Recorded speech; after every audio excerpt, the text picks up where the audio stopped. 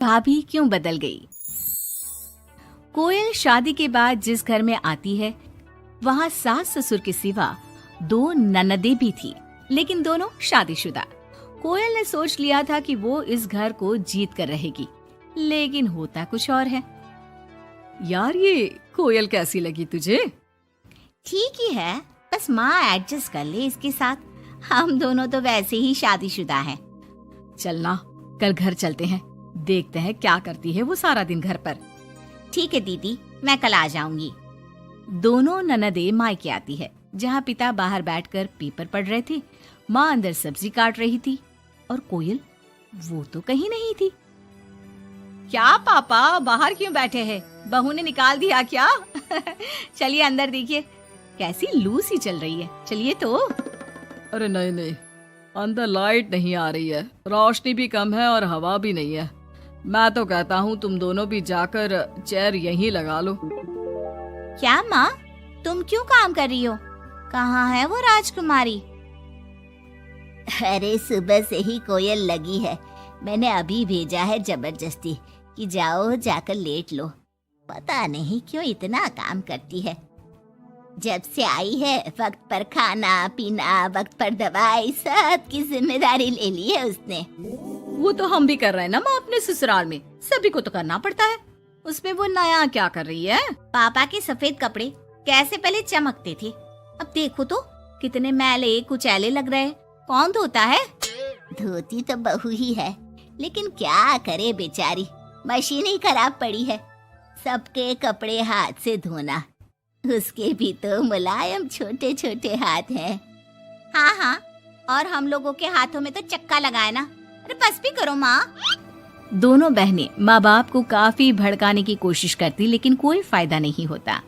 पर कहते हैं ना, बेटी तो बेटी होती है उन लोगों के जाने के बाद। क्या बात है माँ जी, कोई आया था क्या? हाँ, वो तेरी दोनों ननदें आई थी।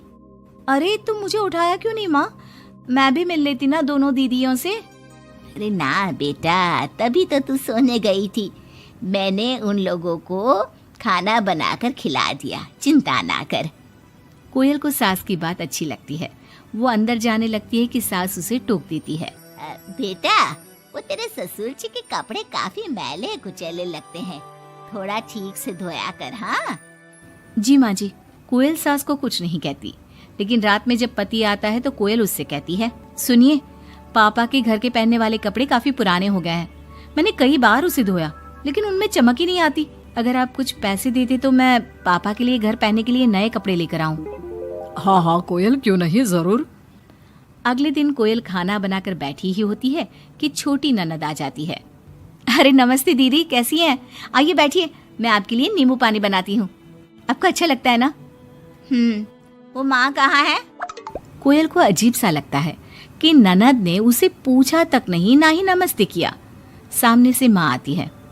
माँ, वो मैं बाजार जा रही थी तो सोचा आपसे मिलती चलूं। अच्छा माँ, जरा नींबू पानी बना देना, बहुत मन कर रहा है। हाँ हाँ, तू बैठ, मैं बना कर लाती हूँ। कोयल को लगता है कि बेटी है, माँ के हाथ का स्वाद मिस करती होगी।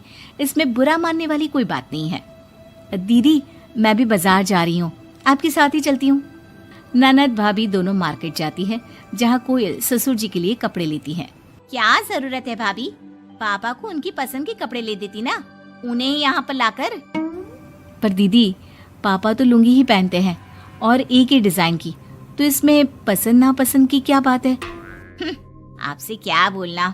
मार्केट में कोयल की किसी दुकानदार से बहस हो जाती है, लेकिन वो देखती है कि ननद उसका साथ देने के बजाय भीड़ का हिस्सा बनी खड़ी होती है, जैसे कि वो उसे जानती ही नहीं। कोयल घर आती है। अरे बेटा, क्या जरूरत थी नए कपड़ों की? पापा, मैंने ना आपके कपड़े धोने की काफी कोशिश की, लेकिन वो पुराने हो गए थे ना, इसलिए ऐसे मैले से लग रहे थे। सास भी समझ जाती है कि कोयल ने कपड़े धोने में मेहनत तो की ही होगी। एक रोज फिर दोनों ननदें आती है।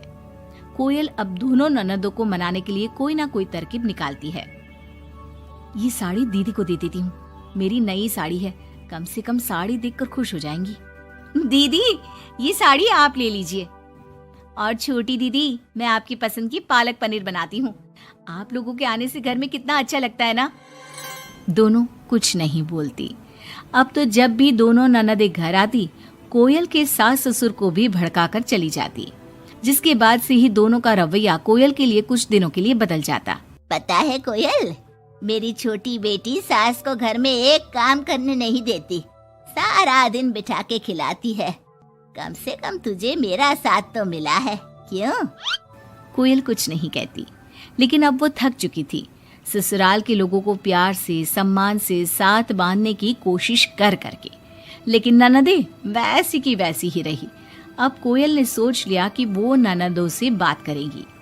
जब बड़ी ननद घर पर फोन करती है, हेलो हेलो कोयल, माँ को फोन देना। सभी को फोन लगा लिया लेकिन कोई उठा ही नहीं रहा। ओह, तभी आपने मेरे फोन पर फोन किया दीदी, और वो भी सीधे माँ से बात करने के लिए। क्यों, मैं नहीं हूँ क्या? या मेरा हालचाल पूछने की आप लोगों को जरूरत ही नहीं है, या मुझसे मतलब ही नहीं है? क्यों? अरे नहीं नहीं, ऐसा नहीं है, वो वक्त ही नहीं मिलता ना घर के कामों को लेकर। दूसरी ननद से भी कोयल बात करती है, लेकिन वो भी वक्त और काम थकान का रोना रोने लगती है। कोयल को लगता है कि शायद उसकी ननदों से बात करके उसे सब सॉल्व कर लिया, लेकिन ऐसा होता नहीं है। ननदों का व्यवहार वैसा का वैसा ही रहता है, जिसके बाद कोयल भी कुछ ठान लेती है। एक रोज छोटी ननद घर आती है। कोयल भी उसे नमस्ते करके कमरे में चली जाती है। ना ही उसकी पसंद का खाना पूछती है और ना ही चाय। बड़ी ननद को भी कोयल फोन करना छोड़ देती है, और ना ही उन लोगों के स्टेटस चेक करती है, ना ही उन लोगों के आने पर हालचाल पूछती है। दोनों ननदों को कोयल का बदला रूप अच्छा तो नहीं लगता। क्या बात है कोयल भाभी, आपको हमारा यहाँ घर आना अच्छा नहीं लगता क्या? लेकिन हम भी क्या करें, मायका है, माँ बाप है, तो आएंगे तो सही ना। वो काम है थोड़ा, मैं अपने कमरे में जा रही हूँ। जो भाभी ननदों के आगे पीछे लगी रहती थी, उन लोगों के खाने पीने से लेकर हर बात का ख्याल रखती थी, उसका बदला रूप दोनों ननदों को अखरने लगता है। क्या बात है कोयल, अब हम लोगों से बात भी ज्यादा नहीं करती, ना ही फोन करती है। वैसे तो आप लोग भी मुझे कभी नहीं पूछती थी ना, आती तो सीधा माँ के कमरे में। फोन में मुझे तब करती जब घर में किसी का फोन ना लगता हो, और करती भी तो सीधे माँ से बात करा दो। मेरे हाथ का ना खाना खाती, ना सीधे मुंह बात करती। तो मैंने भी अपनी दुनिया में जीना सीख लिया है। अब मैं मस्त हूँ और खुश हूँ। नमस्ते।